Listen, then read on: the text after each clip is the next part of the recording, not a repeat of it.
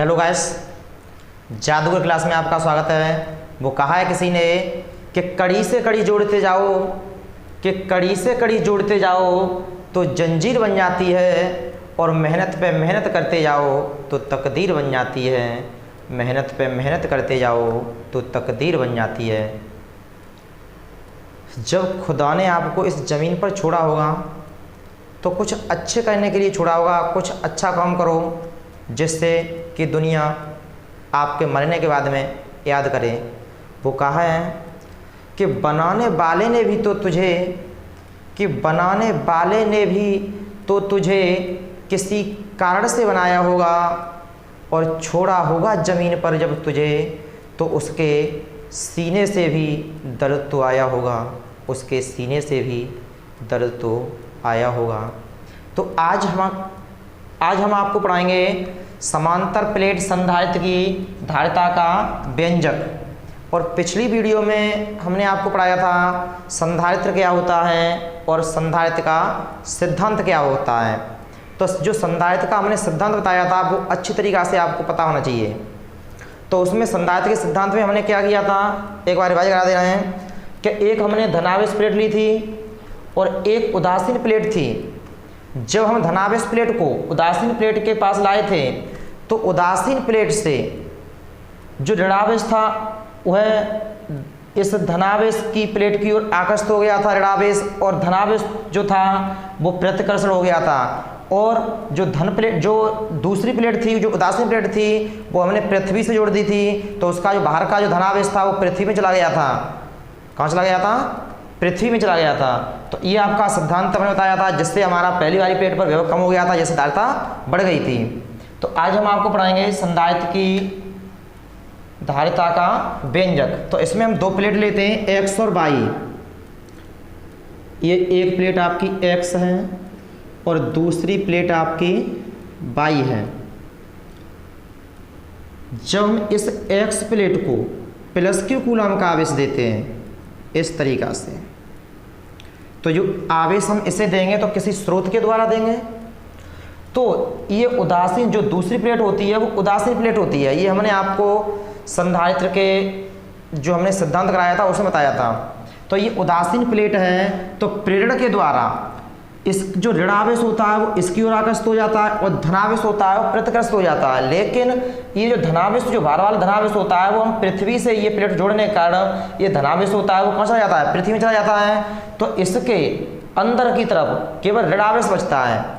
तो इसके अंदर की ओर किन सब आवेश बचता है? ऋणावेश। तो ये दो प्लेट हैं, एक दूसरे के समांतर रखी हैं, x और y। x प्लेट पर धनावेश है और y प्लेट पर ऋणावेश है। x प्लेट को हम किससे जोड़ देते हैं? स्रोत से। पहले तो ये जो दोनों प्लेट हैं एक विद्युत रोधी स्टैंडों पर कसी हुई हैं, विद्युत रोधी स्टैंडों पर कसी हुई है इस तरीक़ा से। ये विद्युत रोधी स्टैंड है। तो यहाँ इसमें लाइट नहीं आ रही है, लेकिन इसमें जो करंट है उसमें नहीं आ रहा है, क्योंकि ये विद्युत रोधी है। केवल करंट आएगा इस वाले भाग में। तो ये हम जो भाग है वो हम जोड़ देते हैं स्रोत से। जब हम स्रोत से जोड़ेंगे तो x प्लेट पर कौन सा आवेश उत्पन्न होगा? धनावेश। और ये वाली जो y प्लेट है इसे भी विद्युत रोधी स्टैंडों में कस देते हैं इस तरीक़ा से। तो ये विद्युत रोधी है, इसमें करंट नहीं आएगा, केवल करंट आएगा इस वाले भाग में। तो ये जो y प्लेट है वो हम पृथ्वी से जोड़ देते हैं, जिससे ये बाहर का जो धनावेश होता है वो कहाँ चला जाता है? पृथ्वी में चला जाता है। तो केवल ये ऋणावेश बचता है इस पर। ये पृथ्वी से जोड़ दी हमने ये प्लेट। अच्छी तरीक़ा से समझना, ट्रिक के माध्यम से हम ये आपका डेरिवेशन कराएंगे। और एक ट्रिक है आपकी EBC, EOBC। ये इस ट्रिक के माध्यम से कराएंगे, आप जिंदगी भर ये आर्टिकल भूल नहीं पाओगे। तो ये इसकी भाषा समझ लो एक बार। माना धातु की दो प्लेटें x और y हैं। x प्लेट पर प्लस Q कूलम का आवेश है और y प्लेट पर माइनस Q कूलम का आवेश है। x प्लेट को हम स्रोत से जोड़ देते हैं और y प्लेट को पृथ्वी से जोड़ देते हैं। दोनों प्लेटों के बीच की दूरी हमने मानी है d। जो दोनों प्लेट हैं वो समान आकृति और आकार की हैं, इनकी मोटाई लंबाई चौड़ाई है वो समान है। तो इनका क्षेत्रफल भी कैसा होगा? समान होगा। इसका क्षेत्रफल a होगा तो इस वाली प्लेट का भी a होगा। अब एक धन की है एक ऋण की है, तो इनके अंदर क्या उत्पन्न होगा? वैद्युत क्षेत्र उत्पन्न होगा। इनके अंदर वैद्युत क्षेत्र उत्पन्न होगा। वैद्युत क्षेत्र की तीव्रता की जो दिशा होती है वो धनावेश से दूर आवेश की ओर होती है, इस तरीक़ा से। तो भाषा अच्छी तरीक़ा से समझ लो। माना दो धातु की प्लेटें एक्स और वाई हैं, जो दो विद्युत रोधी स्टैंडों में कसी होती हैं। एक्स प्लेट को स्रोत से जोड़ा जाता है, जबकि वाई प्लेट को पृथ्वी से जोड़ा जाता है। दोनों प्लेटों के बीच की दूरी d है। प्रत्येक प्लेट का क्षेत्रफल a है। प्रत्येक प्लेट का क्षेत्रफल कितना है? a। तो हमने पीछे फर्स्ट चैप्टर में पाया था समांतर प्लेटों के कारण वैद्युत क्षेत्र की तीव्रता और चादर के कारण वैद्युत क्षेत्र की तीव्रता। तो प्लेटों के कारण जो वैद्युत क्षेत्र की तीव्रता का जो फॉर्मूला आया था वो ये आया था, E बराबर सिग्मा अपॉन एप्सिलॉन 0। अगर इन प्लेटों के बीच में अगर कोई माध्यम रखा है तो यहाँ आता है K। तो हम ये मान लेंगे इन प्लेटों के बीच में कोई परावैद्युत माध्यम रखा हुआ है। तो पहली ये ट्रिक है आपकी EVC। E का मतलब वैद्युत क्षेत्र की तीव्रता निकालेंगे, उसके बाद में विभवांतर निकालेंगे, उसके बाद में क्या निकालेंगे? धारिता। और यही हमें निकालनी है। तो पहले हम क्या निकालेंगे? इन दोनों प्लेटों के बीच वैद्युत क्षेत्र। समांतर प्लेट संधारित्रों की प्लेटों के बीच उत्पन्न विद्युत क्षेत्र। तो यहाँ लिखेंगे समांतर प्लेट संधारित्र की प्लेटों के बीच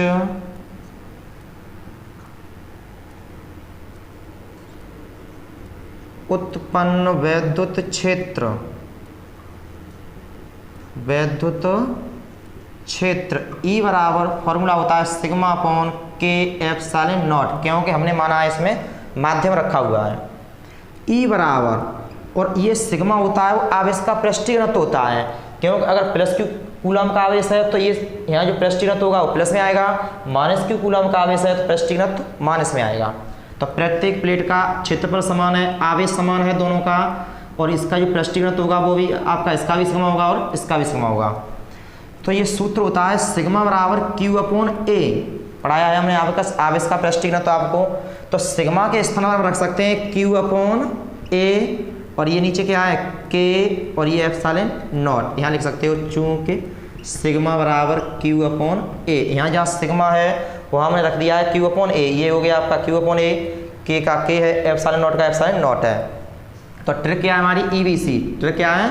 EVC। तो पहले हमने वैद्युत क्षेत्र की तीव्रता निकाल ली, अब हम निकालेंगे क्या? प्लेटों के बीच विभवांतर। और पीछे हमने ये पढ़ाया था आपको पिछली वीडियो में कि जब किसी प्रश्न में डायरेक्ट विभवांतर दिया होता है तो वैद्युत क्षेत्र की तीव्रता का सूत्र होता है E बराबर UV अपॉन D, यानी वैद्युत क्षेत्र की तीव्रता विभवांतर में संबंध बताया था ये E बराबर UV अपॉन D। यहाँ से अगर UV का मान निकालेंगे, विभवांतर निकालेंगे तो क्रॉस गुणा करेंगे तो ये क्या आएगा? UV बराबर E इंटू D। अब निकालेंगे प्लेटों के बीच विभवांतर। प्लेटों के बीच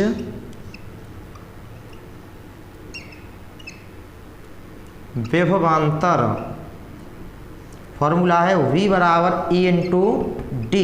प्लेटों के बीच की दूरी कितनी है? D।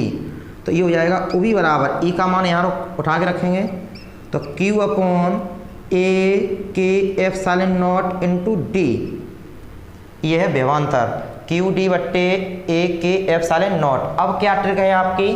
धारिता। पहले तीव्रता, उसके बाद विभवांतर, अब क्या निकालेंगे? धारिता, C का मान। तो धारिता का फॉर्मूला होता है C बराबर Q अपॉन UV।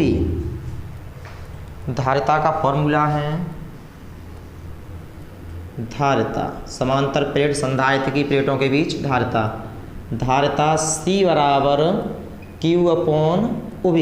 तो C बराबर Q अपॉन UV। UV का मान क्या है? QD बट्टे A K epsilon not. QD बट्टे A K एप्सिलॉन नॉट। यहाँ Q से Q कैंसिल कर दोगे तो ये जो नीचे वाला मान होगा वो कहाँ जाएगा? ऊपर आएगा। ये हो जाएगा आपका A K एप्सिलॉन नॉट बट्टे D। या हम ऐसे कर सकते हैं C बराबर K A एप्सिलॉन नॉट बट्टे D। यही है समांतर प्लेट संधारित्र की प्लेटों के बीच वैद्युत धारिता, यानी समांतर प्लेट संधारित्र की धारिता। C बराबर, धारिता का मात्रा होता है फेरड। ये जो धारिता है वो किस में? माध्यम में। यदि निर्वात अथवा वायु हो प्लेटों के बीच में, अगर ये प्लेट निर्वात अथवा वायु में रखी हो तो यहाँ हो जाएगा निर्वात अथवा वायु के लिए K का मान 1। निर्वात अथवा वायु के लिए के बराबर क्या रखोगे 1, तो ये हो जाएगा सी बराबर सी ओ कर दो, यहाँ बायो है तो सही है, ये सी का मतलब माध्यम में, ये के है तो माध्यम में, और सी ओ कर देंगे तो ये बाय में हो जाएगा। के का मान 1 रखोगे तो ये हो जाएगा ए एप्सिलॉन 0/d। ये है बाय में धारिता और ये है माध्यम में धारिता। ये किस में है? बाय में धारिता और ये है माध्यम में धारिता। तो ये है आपकी समांतर संधारित्र की धारिता का व्यंजक। एक बार और रिवाइज करा देना इसका।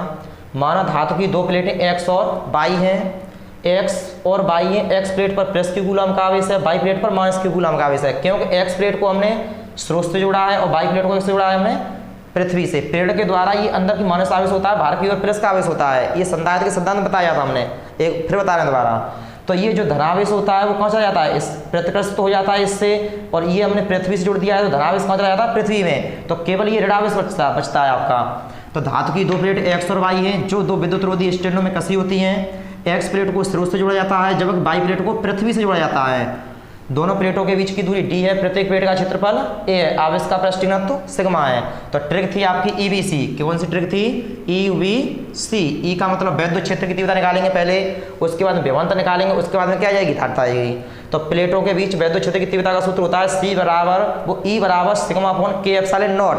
के का मतलब इन प्लेटों के बीच में क्या है? माध्यम परावैद्युत माध्यम भरा हुआ है, तो यहाँ क्या आएगा? के। और सिग्मा बराबर सूत्र होता है क्यू अपॉन ए। सिग्मा के स्थान पर रखेंगे क्यू अपॉन ए, ये है के, ये एप्सिलॉन नॉट। अब क्या है? ट्रिक है आपकी विभवांतर। अब प्लेटों के बीच विभवांतर निकालेंगे तो सूत्र होता है उबी बराबर ई इंटू डी। उबी ई का मान यहाँ उठा के रखेंगे और ये डी तो है ही पहले से।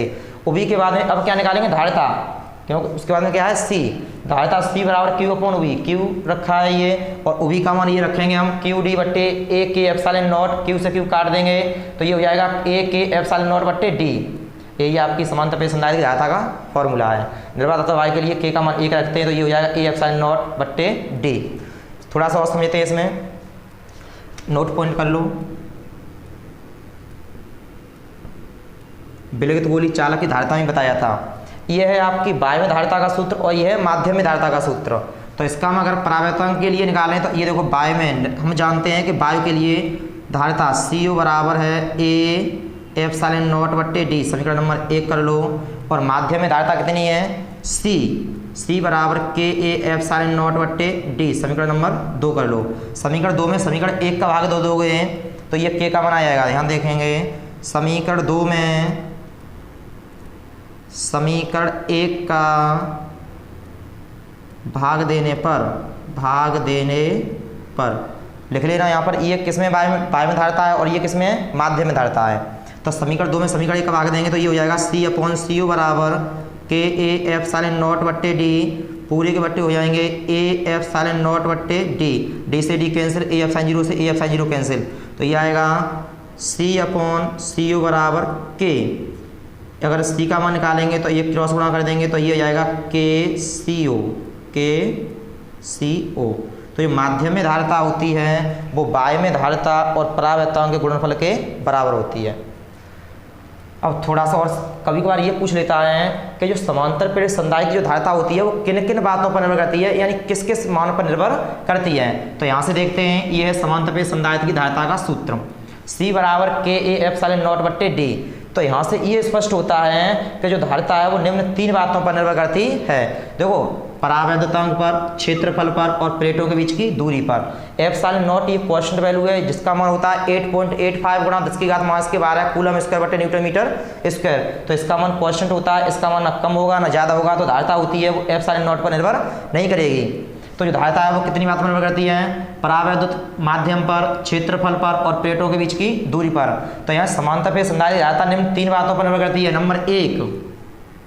नंबर एक धारिता परावैद्युतांक के समानुपाती होती है। परावैद्युतांक माध्यम होने पर धारिता का मान बढ़ जाता है। ये पहला पॉइंट आप लिख देना।